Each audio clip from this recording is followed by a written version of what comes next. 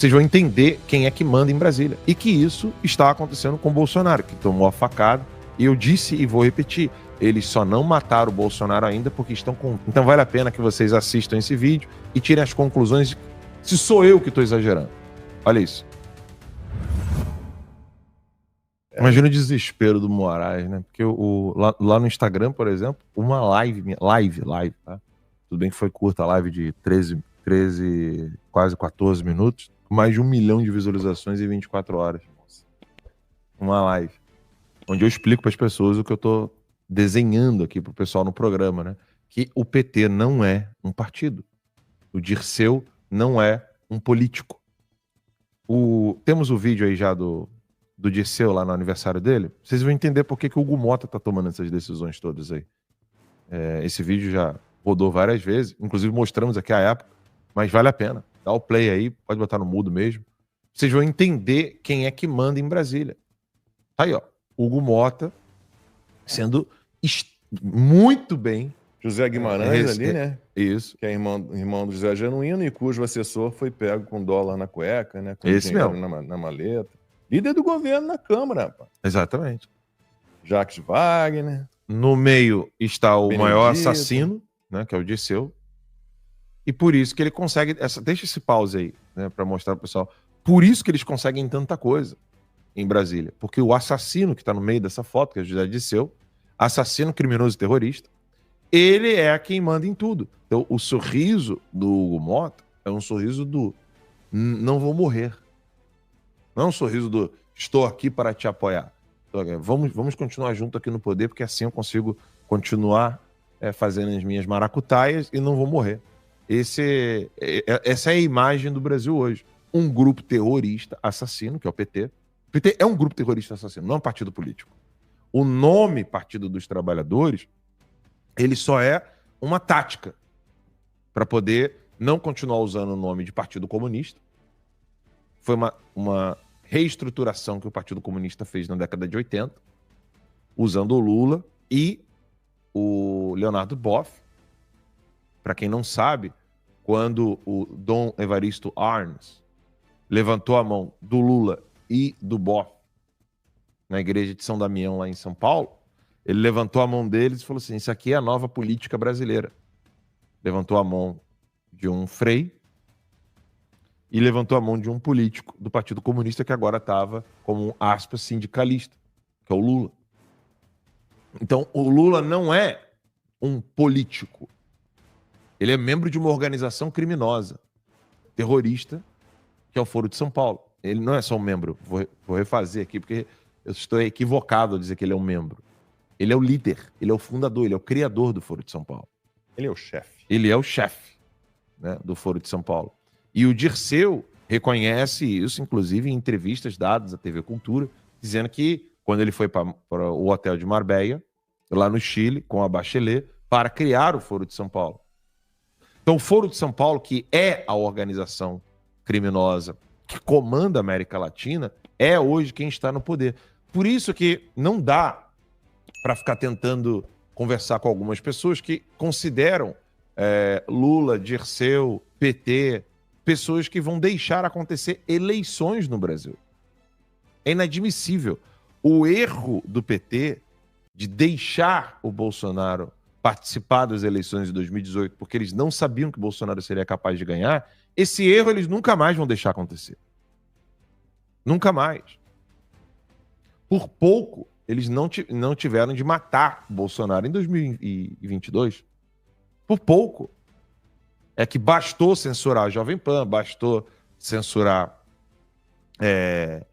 o Terça Livre, bastou censurar a Band, bastou censurar o SBT, bastou censurar vários jornalistas e colocar alguns, inclusive, com passaporte cancelado, como foi o caso do Fiuza e tantos outros.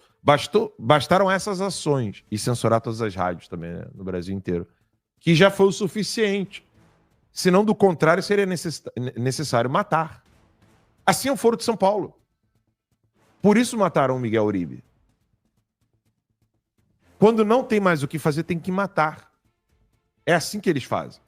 Se tem alguma outra tática a ser utilizada sem a necessidade do assassinato, eles vão evitar o assassinato para poder usar outros subterfúgios. Mas quando não tem mais nada para fazer, tem que dar tiro na cabeça do cara, como fizeram com Miguel Uribe. Como estão fazendo com o Bolsonaro nesse exato momento. Olha quantas manifestações o Brasil está fazendo. Buzinaço, carreata, motociata, tratoraço que teve em São Paulo, né? Graças ao Guilherme, lá em São Paulo. Então, assim, tudo está sendo feito com o Bolsonaro com tornozeleira eletrônica dentro de casa. Se eles perceberem que isso não vai adiantar o Bolsonaro, eles vão matar o Bolsonaro. Eles vão assassinar Jair Messias Bolsonaro. Sem essa consciência, não dá para ficar debatendo política no Brasil. E aí quando as pessoas me perguntam, mas o que pode solucionar? Ué, simples. Pelo menos de 20 a 30 milhões de pessoas, são 215 milhões de pessoas no Brasil. Eu não estou nem falando da metade. Mas se 1/5, 1/6 do Brasil souber o que está acontecendo, aí sim a gente consegue mudar o Brasil. Levando em consideração que o Dirceu, eu me lembro muito bem do Olavo falando isso, que o Dirceu andava com um bloquinho de notas no bolso dele toda vez que ele ia se encontrar com uma pessoa. E aí, dependendo da resposta desse empresário ou desse político, o Dirceu tirava o bloquinho e começava a listar onde aquela pessoa passava, onde ela andava, o que ela tinha de problemas morais ou até mesmo de crimes. Então, por exemplo, você tinha ali um político qualquer, tinha um estacionamento para poder burlar questões fiscais e fazer lavagem de dinheiro, para não declarar o dinheiro que ele recebia. Ele começava a listar, olha, lembre-se que você tem isso, tem isso, tem isso, tem isso, tem isso. Ou seja, o Dirceu é do serviço secreto cubano. Até hoje, ele é do exército cubano. Então não dá para noticiarmos o que aconteceu na Colômbia em junho, que foi a tentativa de assassinato que terminou em morte, né, do Miguel Uribe, com tiros na cabeça, 2 tiros na cabeça.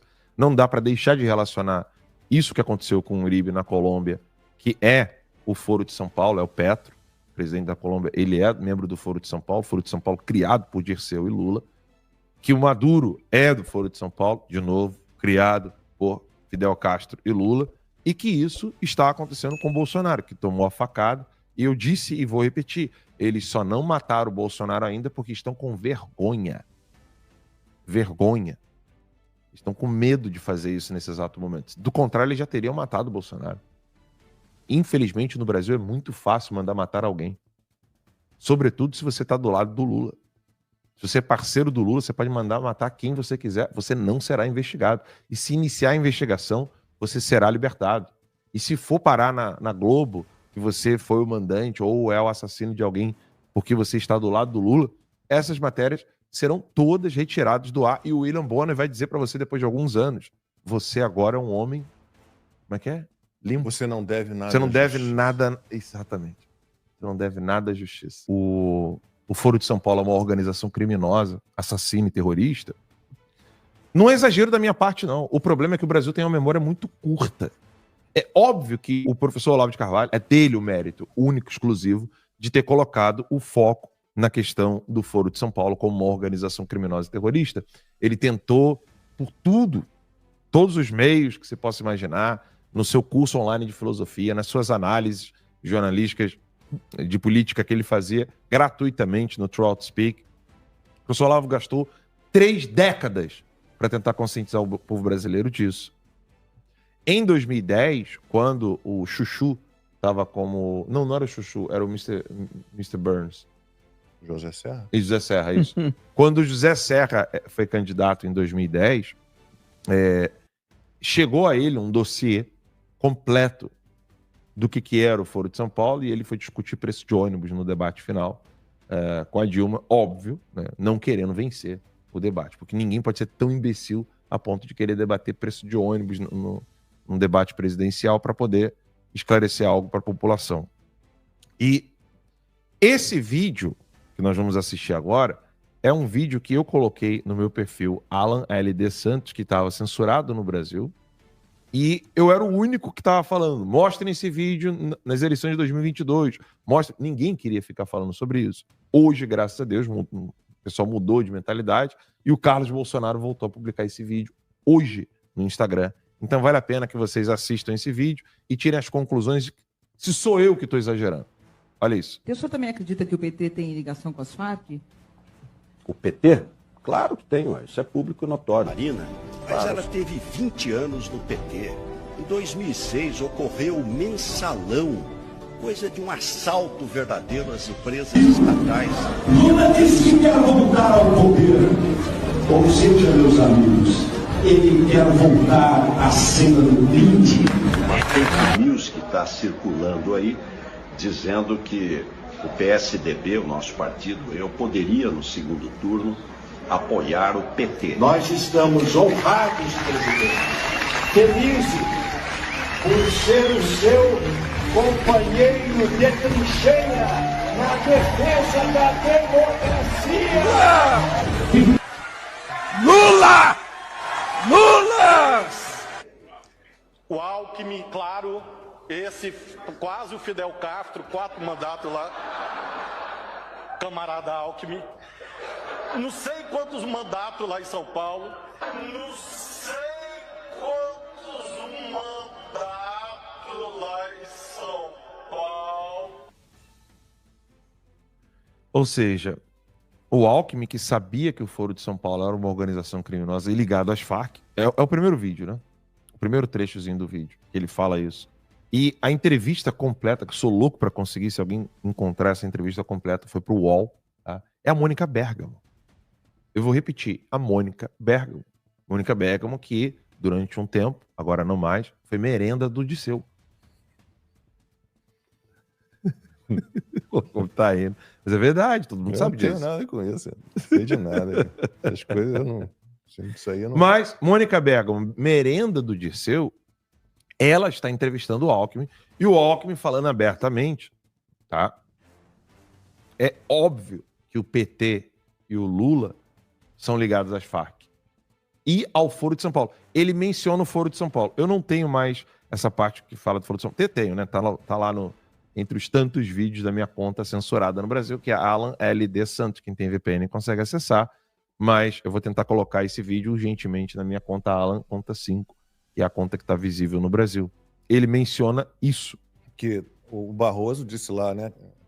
Eleição não se ganha, se toma. O José Disseu já tinha dito mesmo antes, né? E não é só uma questão, e aqui no YouTube a gente tem que ter muito cuidado para falar sobre isso, ainda é um absurdo, não é nem em relação às maquininhas ou em relação ao sistema eletrônico de apuração dos votos, nada disso não.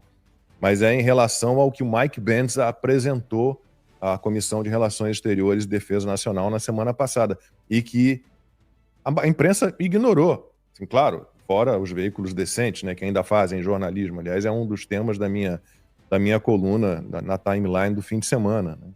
Eles ignoraram as denúncias do Michael Schellenberger, do David Agape e do Eli Vieira, e ignoraram o depoimento do Mike Pence à Credem, né, com uma série de denúncias sobre a interferência americana nas eleições de 2022, com censura, com propaganda enganosa, com o impulsionamento de influenciadores, né, que eram parceiros do Lula, com censura pesada ao outro lado.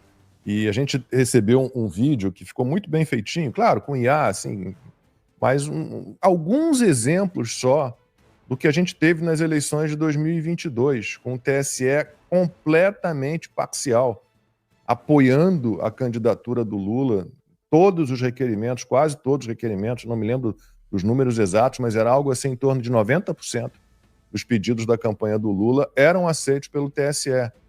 E o índice era ao contrário quando era um requerimento vindo da campanha do Jair Bolsonaro. 90% dos requerimentos da campanha do Jair Bolsonaro eram recusados. E esse vídeo, se estiver no ponto, pode soltar. TSE diz que é crime Bolsonaro tentar reduzir preço dos combustíveis para o consumidor. Carmen Lúcia proibiu propaganda de Bolsonaro que associa Lula ao aborto. TSE proíbe campanha de Bolsonaro de usar imagem de visita a Londres. TSE proíbe Bolsonaro de usar imagem do discurso na ONU em campanha eleitoral.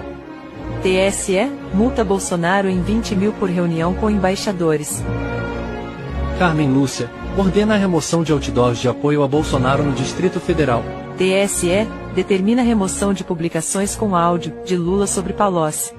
Urgente, TSE, proíbe Bolsonaro de fazer live do Palácio da Alvorada. Carmen Lúcia mantém vídeos, em que Lula chama Bolsonaro de genocida.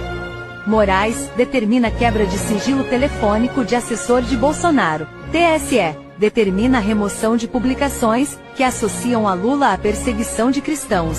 Gilmar Mendes suspende multa de 18 milhões de Lula, por processos da Lava Jato.